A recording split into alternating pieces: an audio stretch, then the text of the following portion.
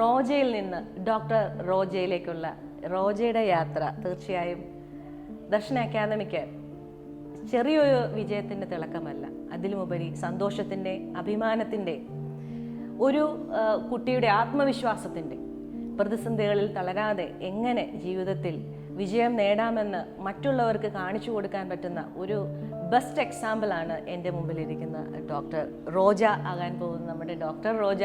തീർച്ചയായും അവളെക്കുറിച്ച് പറയുമ്പോൾ എനിക്ക് അഭിമാനമാണ്. ഈ അവസരത്തിൽ മോളെ എന്തൊക്കെയാണ് മോക്ക് പറയാനുള്ളത്? മോളെ എങ്ങനെയാണ് ഈ വിജയത്തിലേക്ക്, റോജയിൽ നിന്ന് ഡോക്ടർ റോജയിലേക്ക് എത്തിക്കാൻ ദർശന അക്കാദമി എങ്ങനെയാണ് സഹായിച്ചത്? മിസ്സ് പറഞ്ഞ പോലെ ദർശനയിൽ നിന്ന് കുറേ ഹെൽപ്പ് എനിക്ക് കിട്ടിയിട്ടുണ്ട്. പിന്നെ ആദ്യം ഞാനിവിടെ ഒരു ക്രാഷിനായിരുന്നു വന്നിരുന്നത്. അത് കഴിഞ്ഞ് റിപ്പീറ്റ് ചെയ്യാൻ വന്നിട്ടുണ്ടായിരുന്നു. ആ ഒരു ടൈമിൽ എനിക്ക് ഒട്ടും ബേസ് ഒന്നും ഇല്ലായിരുന്നു. മിക്ക സബ്ജക്റ്റിലും പ്രോബ്ലംസ് സോൾവ് ചെയ്യാനോ ഒന്നും അറിയത്തൊന്നുമില്ലായിരുന്നു. കുറേ ഹെൽപ്പ് ചെയ്തിട്ടുണ്ട്. ബേസ് ഒക്കെ ഇവിടെ 1 ഇയർ ആദ്യം റിപ്പീറ്റ് ചെയ്തപ്പോഴായിരുന്നു കുറച്ചുകൂടെ ഫിസിക്സും കെമിസ്ട്രിയും ബയോളജിയും എല്ലാം നന്നായിട്ട് പഠിക്കാൻ പറ്റി. പിന്നെ അപ്പോൾ എനിക്ക് ഫസ്റ്റ് എഴുതിയപ്പം കുറേ പോരായ്മകൾ, കോൺഫിഡൻസ് ഇല്ല, കുറച്ച് അങ്ങനെ കുറേ പ്രോബ്ലംസ് ഉണ്ടായിരുന്നു. ഞാൻ അധികം ആരോടൊന്നും പറയത്തൊന്നുമില്ല. ഫസ്റ്റ് റിപ്പീറ്റ് വന്നപ്പം ടീച്ചേഴ്സിനെയൊക്കെ ആദ്യമായിട്ട് കാണുന്നതിൻ്റെ പേടിയൊക്കെ ആയിരുന്നു. അതുകൊണ്ട് ആരോടും ഒന്നും കമ്മ്യൂണിക്കേറ്റ് ചെയ്യാൻ പറ്റിയില്ല. ടീച്ചേഴ്സ് ഇങ്ങനെ എന്നോട് ഒന്ന് ചോദിച്ചിട്ടുണ്ട്. അപ്പോഴൊക്കെ ഞാൻ പറയും കുഴപ്പമില്ല അങ്ങനെയൊക്കെ പറയുമായിരുന്നു. പക്ഷേ എനിക്കിങ്ങനെ പേടിയായിരുന്നു ആദ്യമൊക്കെ പറയാൻ. പിന്നെ എന്നിട്ട് എക്സാം എഴുതി അത്യാവശ്യം കുഴപ്പമില്ലാത്ത റാങ്ക് ഉണ്ടായിരുന്നു. പക്ഷേ എൻ്റെ കാറ്റഗറിക്ക് എനിക്ക് കിട്ടത്തില്ലായിരുന്നു. അത് കഴിഞ്ഞ് പിന്നെയും റിപ്പീറ്റ് എന്നുള്ള തീരുമാനം തന്നെ മിസ്സുമാരൊക്കെ വന്ന് പറഞ്ഞതുകൊണ്ടാണ്. അല്ലെങ്കിൽ എനിക്ക് ഡെൻ്റലിന് പോകാനായിരുന്നു ഇങ്ങനെ വീട്ടിലൊക്കെ പറഞ്ഞു. പിന്നെ ടീച്ചേഴ്സൊക്കെ കുറേ സപ്പോർട്ട് ചെയ്തതുകൊണ്ട് റിപ്പീറ്റ് ചെയ്യാൻ തീരുമാനിച്ചു. ഈ റിപ്പീറ്റിൻ്റെ ഫസ്റ്റ് 1 ഇയർ മൊത്തം ടീച്ചേഴ്സ് എല്ലാം എൻ്റെ കൂടെ ഉണ്ടായിരുന്നു. എനിക്ക് ചിലപ്പോൾ ഡൗൺ ആയാലും എന്താണേലും ടീച്ചേഴ്സ് എല്ലാം കൂടെ ഉണ്ടായിരുന്നു. പഠിക്കുന്ന കാര്യത്തിൽ പിന്നെ കുറേ ഹെൽപ്പ്, അല്ലാതെയും കുറേ ഹെൽപ്പ്. ഇവിടെ ഫീസ് ഒന്നുമില്ലായിരുന്നു. പിന്നെ ഫുഡും ഉച്ചയ്ക്കൊക്കെ ഇവിടെ ആയിരുന്നു കഴിച്ചുകൊണ്ടിരുന്നത്. അതിനും ഫീസ് ഒന്നുമില്ലായിരുന്നു.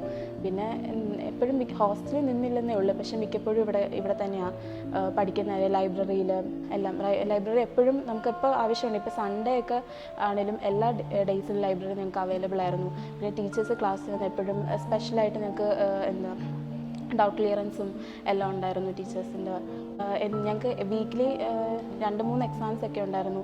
പിന്നെ അതെല്ലാം ഫുൾ മോഡൽസ് ഇങ്ങനെ പോലെ ആയിരുന്നു, അല്ലാതെ ഇങ്ങനെ ടോപ്പിക്സ് വെച്ചിട്ടുള്ള എക്സാം അല്ലായിരുന്നു. ഇപ്പം എല്ലാ ആഴ്ചയും ഫുൾ മോഡൽ പോലെ അതൊക്കെ ഭയങ്കരമായിട്ട് ഹെൽപ്പ് ചെയ്തു. അങ്ങനെ കുറേ എക്സാം എഴുതിയത് കൊണ്ട് തന്നെ നീറ്റ് എക്സാമിന് എഴുതാൻ നേരത്തെ ഞങ്ങൾക്ക് അത്ര പ്രഷർ ഇല്ലായിരുന്നു. കുറേ കോൺഫിഡൻസ് കിട്ടി. കാര്യം ഇവിടെ കുറേ ഇതിനേക്കാൾ ടഫുള്ള കുറേ പേപ്പേഴ്സ് ഞങ്ങൾ എഴുതിയിട്ടുണ്ടായിരുന്നു. അപ്പോഴേക്കും ഇതിനേക്കാൾ മാർക്ക് കുറഞ്ഞിട്ടുണ്ട്. അതുകൊണ്ട് കുറച്ചുകൂടെ ഇതാൻ പറ്റി. മോള് പറഞ്ഞല്ലോ മെൻറ്ററിങ് എന്നൊക്കെ. അപ്പോൾ നമ്മുടെ ഇവിടെ എങ്ങനെയാണ് മോളെ അങ്ങനെയൊക്കെ സഹായിച്ചത്? മെൻറ്ററിങ്ങും അതുപോലെ കൗൺസിലിങ്ങും, ഒരു ഡൗൺ ആയിരിക്കുമ്പോൾ എങ്ങനെയൊക്കെയാണ് മോളെ അതിലേക്ക് ഹെൽപ്പ് ചെയ്തത്? ചിലപ്പോഴൊക്കെ എക്സാമിന് മാർക്കൊക്കെ കുറയുമ്പോഴാണെങ്കിലും ആദ്യം ടീച്ചേഴ്സ് അങ്ങനെ വഴക്കൊന്നും പറഞ്ഞിട്ടില്ലായിരുന്നു. പിന്നെ എൻ്റെ മെൻറ്റർ ടോണിയ മിസ് ആയിരുന്നു. മിസ് എപ്പോഴും ഭയങ്കര സപ്പോർട്ടീവ് ആയിരുന്നു. പിന്നെ വിഷമം, ഇപ്പം എന്ത് വിഷമം ഉണ്ടെങ്കിലും മിസ്സിനോട് പറയാതെ എന്ത് കാര്യമാണെങ്കിലും മിസ്സിനോട് ഷെയർ ചെയ്താൽ മിസ്സ് ഷെയർ ചെയ്ത് കഴിഞ്ഞാൽ തന്നെ നമുക്ക് പകുതി മാറും. പിന്നെ എക്സാം ഇപ്പം എന്ത് വേണമെങ്കിലും ഹെൽപ്പ് അവർ ചെയ്യാറുണ്ട്. ടീച്ചേഴ്സ് എല്ലാവരും ഭയങ്കര ഹെൽപ്ഫുള്ളായിരുന്നു. നമുക്ക് ഇപ്പം ഭയങ്കര സിമ്പിൾ ഡൗട്ടാണെങ്കിൽ പോലും ഓരോരുത്തർക്കും ഓരോ ഡൗട്ടായിരിക്കുമല്ലോ. അപ്പം സിമ്പിളാണേലും ഹാർഡാണേലും എല്ലാവർക്കും സെയിം ഇത് തന്നെയായിരുന്നു ടീച്ചേഴ്സ് എല്ലാം.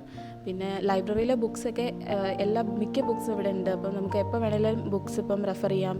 പിന്നെ ഞാൻ ഡേ സ്കോളറായിരുന്നു, പക്ഷേ വീട്ടിലൊക്കെ കൊണ്ടുവരാനൊന്നും കുഴപ്പമൊന്നുമില്ലായിരുന്നു.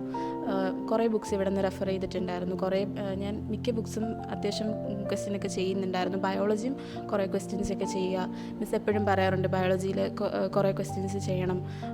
എല്ലാവരും വായിച്ച് വിടാറേ ഉള്ളൂ, പക്ഷേ മിസ് എപ്പോഴും പറയും ക്വസ്റ്റ്യൻസും ചെയ്യണം, അപ്പോഴേ സ്പീഡ് കിട്ടത്തുള്ളൂ എന്നൊക്കെ. അത് കുറേ യൂസ്ഫുള്ളായി. കാര്യം കുറേ ക്വസ്റ്റ്യൻ ചെയ്തതുകൊണ്ടായിരിക്കാം എക്സാമിന് വന്നപ്പോൾ ബയോളജി പെട്ടെന്ന് ചെയ്യാൻ പറ്റും. അല്ലെങ്കിൽ ബയോളജിയൊക്കെ ആദ്യം ലെങ്തി ക്വസ്റ്റ്യൻസ് ഇങ്ങനെയൊക്കെ വരുമ്പോൾ ബുദ്ധിമുട്ടായിരിക്കും. പക്ഷേ ഞങ്ങൾക്കിവിടെ കുറേ ക്വസ്റ്റ്യൻസൊക്കെ ചെയ്യാൻ പറഞ്ഞതുകൊണ്ട് പിന്നെ ഞങ്ങളുടെ മെറ്റീരിയലും അതുപോലെ കുറേ ക്വസ്റ്റ്യൻസ് ഉണ്ടായിരുന്നു. അതുകൊണ്ട് ഞങ്ങൾക്ക് എളുപ്പമായി ഇത് കിട്ടാൻ.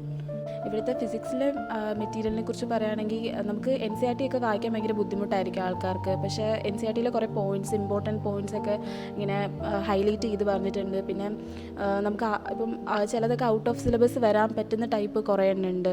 പിന്നെ നമുക്ക് അതിൽ തന്നെ ഇപ്പോൾ ഒരു ടോപ്പിക് ഉണ്ട്, അതിനകത്ത് കോൺസെപ്റ്റ് വൈസ് ക്വസ്റ്റ്യൻസ്. പിന്നെ അത് കഴിഞ്ഞ് നമുക്ക് കുറച്ചും കൂടെ ഇതായിട്ട് ടോപ്പിക് വൈസ് ഇതുണ്ട്, അത് കുറച്ച് ക്വസ്റ്റ്യൻ, അതൊരു കുറേ ഉണ്ട് നമുക്ക്. പിന്നെ അത് കഴിഞ്ഞ് ചാപ്റ്റർ അസസ്മെൻ്റ് എന്ന് പറഞ്ഞിട്ട് അതുമുണ്ട്. പിന്നെ പ്രീവിയസ് ഇയർ ഇങ്ങനെ മെറ്റീരിയൽ തിയറി നമുക്ക് വായിച്ചാൽ മനസ്സിലാവുന്ന രീതിയിൽ, അല്ലാതെ NCERTയിൽ കുറച്ചുകൂടെ വൈഡാണ്. പക്ഷേ ഇവിടുത്തെ തിയറി എന്ന് പറഞ്ഞാൽ കുറച്ചുകൂടെ വായിച്ചാൽ മനസ്സിലാക്കുന്ന രീതിയിൽ തിയറിയാണ്. അതുപോലെ കെമിസ്ട്രി അതുപോലെയായിരുന്നു. എല്ലാ ഓർഗാനിക് കെമിസ്ട്രി ആണെങ്കിലും എല്ലാം ഇങ്ങനെ ഇച്ചിരി ഷോർട്ട് നോട്ട് പോലെയൊക്കെ കുറേ ഇങ്ങനെ ഉണ്ട്. പിന്നെ ക്വസ്റ്റ്യൻസും കുറേ ഉണ്ട്. നമുക്ക് പുറത്തുനിന്ന് കിട്ടുന്നതിലും കൂടുതൽ ക്വസ്റ്റ്യൻസ് ഒരു ബുക്കിൽ തന്നെ ഉണ്ട്. പിന്നെ ബയോളജിയിൽ അതുപോലെ എല്ലാം കുറേ ക്വസ്റ്റ്യൻസ് ഉണ്ടായിരുന്നു.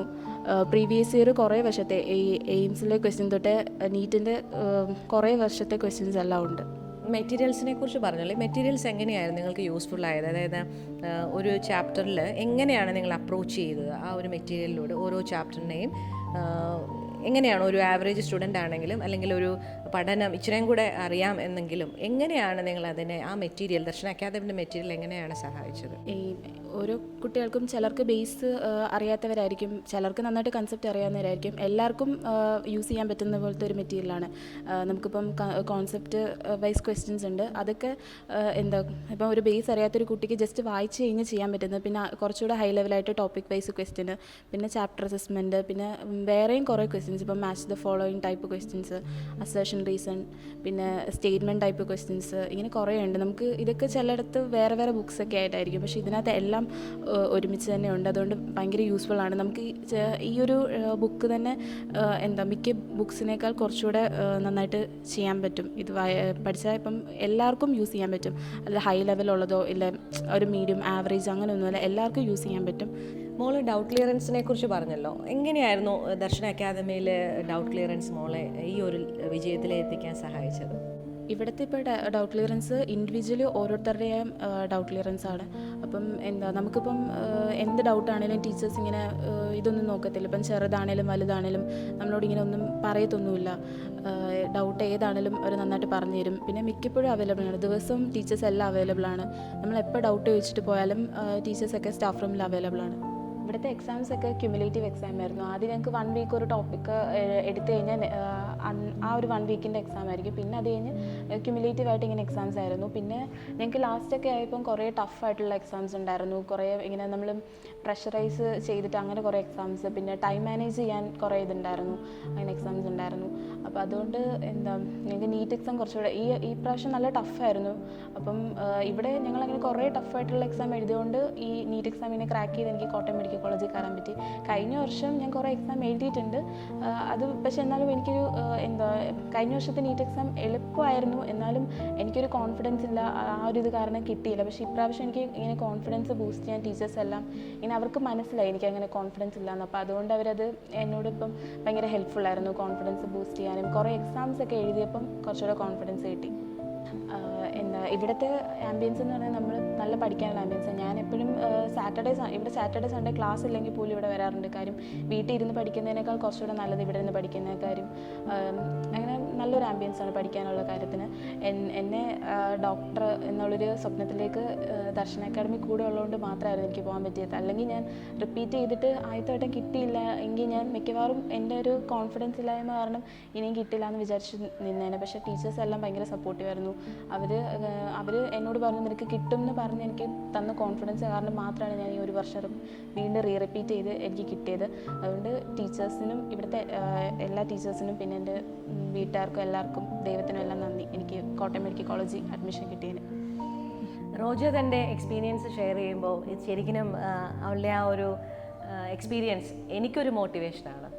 ഇങ്ങനെയുള്ള ഏതൊരു പ്രതിസന്ധി ഘട്ടങ്ങളിലും എങ്ങനെ വിജയം നേടാം, എങ്ങനെ ആത്മവിശ്വാസത്തോടെ ലക്ഷ്യബോധത്തോടു കൂടി പരിശ്രമിച്ചാൽ എങ്ങനെ താൻ സ്വന്തമാക്കാൻ ആഗ്രഹിച്ച ഗോൾ അച്ചീവ് ചെയ്യാം.